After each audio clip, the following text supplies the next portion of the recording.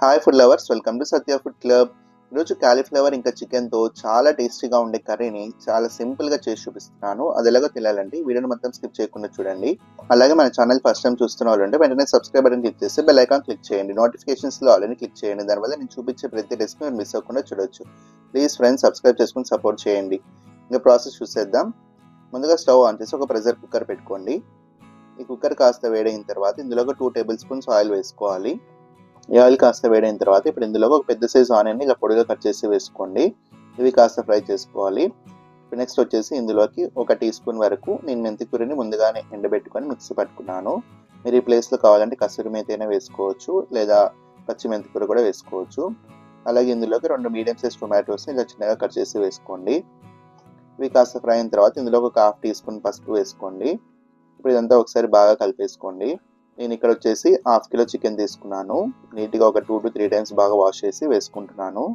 ఇంకా ఎవరైనా మన ఛానల్ని కొత్తగా చూస్తున్న వాళ్ళంటే ప్లీజ్ ఫ్రెండ్స్ సబ్స్క్రైబ్ చేసుకోండి. చాలా మంది వీడియోస్ చూస్తున్నారు కానీ సబ్స్క్రైబ్ చేసుకోవడం మర్చిపోతున్నారు. ప్లీజ్ సబ్స్క్రైబ్ చేసుకొని సపోర్ట్ చేయండి. ఇప్పుడు ఇందులోకి అలాగే ఒక 1/2 టీ స్పూన్ ఉప్పు కూడా వేసుకోండి. ఇదంతా ఒకసారి బాగా కలిపేసుకోండి. ఇప్పుడు మనం మూత క్లోజ్ చేసి మీడియం ఫ్లేమ్లో ఒక 2 నుంచి 3 నిమిషాలు మగ్గించుకోవాలి. ఒక 2 నుంచి 3 నిమిషాల తర్వాత మూత ఓపెన్ చేసి అంతా ఒకసారి బాగా కలిపేసుకోండి. మనకి చికెన్లో వాటర్ అంతా పోయి ఇలా ఆయిల్ అంతా సపరేట్ అవుతుంది. ఇలా సెంటర్లో ఇలా ఆయిల్ని సపరేట్ చేసుకున్న తర్వాత ఇందులోకి ఒక 2 టీ స్పూన్స్ కొత్తిమీర అల్లం వెల్లుల్లి పేస్ట్, 1 టీ స్పూన్ ఎండు కొబ్బరి పొడి వేసుకోండి. నేను ఇక్కడ కాలీఫ్లవర్ని ఇలా కొద్దిగా పెద్ద ముక్కల్లాగానే తీసుకుంటున్నాను. చిన్న పీసెస్లో తీసుకుంటే మళ్ళీ మనకి ఉడికిపోయేసరికి చిన్నగా అయిపోతాయి కాబట్టి నేను ఇక్కడ పెద్ద పీసెస్లా తీసుకున్నాను. ఇప్పుడు ఇదంతా ఒకసారి బాగా కలిపేసుకోండి. ఇంకా ఈ లోపు మన వీడియోని ఎవరైనా లైక్ చేయకపోతే ప్లీజ్ లైక్ చేయండి. ఇప్పుడు ఇందులోకి 1.5 టీ స్పూన్ కారం వేసుకోండి. అలాగే ఒక 1/2 టీ స్పూన్ వరకు ధనియాల పొడి వేసుకోండి. మళ్ళీ ఇదంతా ఒకసారి బాగా కలిపేసుకోండి. ఇప్పుడు మనం ఈ చికెన్ ఇంకా కాలీఫ్లవర్ ఉడకడం కోసం వాటర్ వేసుకుంటున్నాను. నేను ఇక్కడ చికెన్ కర్రీ అనేది కొద్దిగా పులుసులాగా చేస్తున్నాను. మీరు గ్రేవీలా కావాలంటే వాటర్ కొద్దిగా తక్కువగా వేసుకోండి. మీరు ఇదే రెసిపీని మీరు కావాలంటే నార్మల్ కడాయిలో కూడా ప్రిపేర్ చేసుకోవచ్చు. చికెన్ ఉడకడానికి కొద్దిగా టైం పడుతుంది కాబట్టి నేను ఇక్కడ ప్రెషర్ కుక్కర్లో ఉడికించుకుంటున్నాను. మీడియం ఫ్లేమ్లోనే ఒక విజిల్ రానిచ్చుకుంటే సరిపోతుంది. ఒక విజిల్ వచ్చిన తర్వాత ప్రెషర్ అంతా పోయిన తర్వాత మూత ఓపెన్ చేసి చూద్దాం. చూడండి, చాలా పర్ఫెక్ట్గా కుదిరింది కదా. ఇంకా ఫైనల్గా చిన్నగా కట్ చేసుకున్న కొత్తిమీర వేసేసి అంతా ఒకసారి బాగా కలిపేసుకోండి.